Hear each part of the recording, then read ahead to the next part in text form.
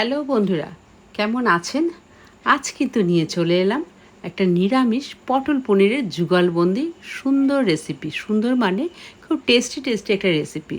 হ্যাঁ, আমরা তো সাধারণত পটল আলুর তরকারি বলো, পটল চিংড়ি বলো, এভাবে খেয়ে থাকি। কিন্তু এটা কিন্তু অপূর্ব স্বাদের কিন্তু একটা রেসিপি। চলো আমরা দেখে নিই পরের স্টেপটা। আমরা কিন্তু পটলগুলি কিন্তু দেখো ছুলে নিয়েছি, মানে চেঁচে নিয়েছি, ছুলে বলবো না, চেঁচে নিয়েছি এবং একটুখানি দুপাশ দিয়ে কিন্তু একটু ক্রস ক্রস করে কিন্তু কেটে নিয়েছি যাতে নুন হলুদটা ঢুকতে পারে। এরপরে কিন্তু কড়াইতে আমি অল্প করে তেল দিয়েছি, একটু লক্ষ্য করো, তার কারণ হচ্ছে সর্ষের তেল দিয়েছি অবশ্যই। দিয়ে কিন্তু পটলগুলো একটু ছেড়ে দিয়েছি, আমরা অল্প তেল দিয়েছি, তার কারণ হচ্ছে আমরা কিন্তু ওই যে বলি যে সবসময় যে আমরা কি করে অল্প তেলে কি করে টেস্টি রান্না করব, এটা কিন্তু আমাদের একটু লক্ষ্য রাখতে হবে, তার কারণ হচ্ছে হেলথের কারণে। হ্যাঁ, যদি কেউ মনে করো অবশ্যই কিন্তু একটু বেশি তেলেও রান্না করতে পারবে, কোনো অসুবিধা নেই। আচ্ছা, এরপরে কিন্তু আমরা একটু হলুদ আর নুনটা দিয়ে দিলাম, দেওয়ার পরে কিন্তু আরেকটু নাড়াচাড়া করার পর কিন্তু মোটামুটি আমাদের পটলটা ভাজা হয়ে গেল। আমরা কিন্তু তুলে নেব কিন্তু একটা প্লেটের মধ্যে। এরপরেই একটা বাটিতে আমরা কিছুটা চারমগজদানা আর হচ্ছে তোমার পোস্ত নিয়ে নিলাম, নিয়ে কিন্তু তোমার সেটাকে একটুখানি শুকনো বেটে নিলাম। নেওয়ার পরে কিন্তু আমরা চিনে বাদাম আর হচ্ছে আদা আর হচ্ছে টমেটো আর কাঁচা লঙ্কা, এগুলো কিন্তু সমস্ত কিন্তু একসঙ্গে পেস্ট করে নেব।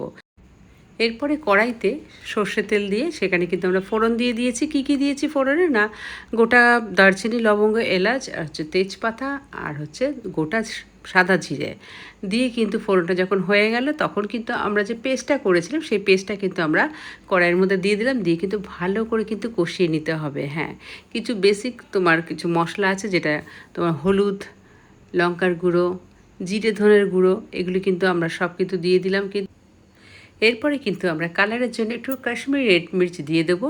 তারপর কিন্তু আবারও কিন্তু মানে ভালো করে কিন্তু নাড়িয়ে চাড়িয়ে নেব।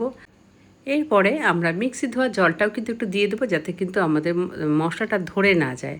তা ভালো করে কিন্তু কষাতে কষাতে কিন্তু এরপরে যে জিনিসটা দেবো সেটা হচ্ছে কিনা দেখো, আমরা দেখাচ্ছি।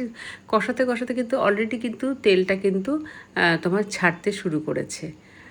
এবারে কিন্তু আসবে কসুরি মেথি দিয়ে দিলাম কিন্তু একটু টেস্টের জন্য বা সেন্টের জন্য কিন্তু আমরা একটু কসুরি মেথি দিয়ে দেবো, দিয়ে কিন্তু আবারও কিন্তু আমরা ভালো করে কিন্তু কষিয়ে নিচ্ছি রান্নাটা। এরপরে আমরা কিন্তু একটু উষ্ণ গরম জল দিয়ে দেবো, নাড়তে নাড়তে বা কষাতে কষাতে যখন তেলটা সেপারেট হয়ে যাবে তখন কিন্তু আমরা উষ্ণ জলটা দিয়ে দেবো। আর কিন্তু সঙ্গে উষ্ণ জলটা যখনই কিন্তু ফুটে উঠবে তখনই আমরা কিন্তু ভাজা পটলটা কিন্তু আমরা দিয়ে দেবো। তা চলো আমরা একটু ওয়েট করি, ভাজা পটলটাও দেবো, সঙ্গে রান্নাটাও একটু দেখি। কিন্তু হ্যাঁ, রান্নার কালারটা কিন্তু বেশ ভালোই এসেছে। আবারও কিন্তু বলবে বন্ধুদের যে এই রান্নাটা কিন্তু অবশ্যই করে দেখো, বিশেষ করে হচ্ছে যেহেতু নিরামিষ রান্না।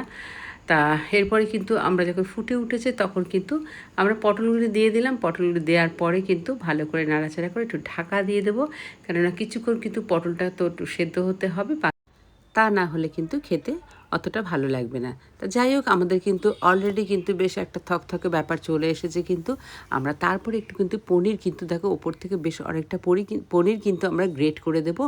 ব্যাস, ব্যাপারটা কিন্তু মানে টেস্টের মাত্রাটা কিন্তু আরও দ্বিগুণ কিন্তু বেড়ে গেল এই পনিরটা দেওয়ার জন্য। বেশ মানে তলা দিয়ে কিন্তু লেগে যেতে পারে, তার জন্য কিন্তু আমরা হালকা হাতে কিন্তু একটু নেড়ে দেবো এবং ব্যাপারটা কিন্তু একদম দুর্ধর্ষ একটা ব্যাপার চলে এসেছে। আর যেটা বলবো যে এরপরে যদি বন্ধুরা চাও, কোনো কোনো বন্ধুরা কিন্তু ঘিও দিতে পারো। আমি কিন্তু এখানে ঘি বা গরম মশলা একদম শেষে কিন্তু কিছুই কিন্তু আমরা দেবো না, যা দেওয়ার কিন্তু অলরেডি দেওয়া হয়ে গেছে, এতেই কিন্তু জাস্ট ফাটাফাটি। আর যেটা বলবো যে রান্নাটা যদি ভালো লাগে তাহলে কিন্তু বন্ধুরা একটু লাইক, কমেন্ট এবং কিন্তু একটু শেয়ার, মানে শেয়ারটা বলবো ঠিক আছে, শেয়ার করে দিও, তাহলে তো এটা উপরই পাওনা হবে। আর এছাড়া কিন্তু অবশ্যই প্লিজ প্লিজ কিন্তু একটু সাবস্ক্রাইব করে দিও, একটুখানি কিন্তু বন্ধুদের কাছে রিকোয়েস্ট যে সাবস্ক্রাইব করে দিও। এটা কিন্তু আমার কাছে কিন্তু খুব খুব খুব প্রয়োজনীয় একটা জিনিস। আর কি বলবো, অনেকটাই কিন্তু লম্বা হয়ে গেছে, মানে ভিডিওটা আর বেশি বাড়াবো না, এতটুকুনি থাক। আমি কিন্তু লাস্টে কিন্তু সার্ভিং বলে সার্ভ করে দিচ্ছি। আর টাটা।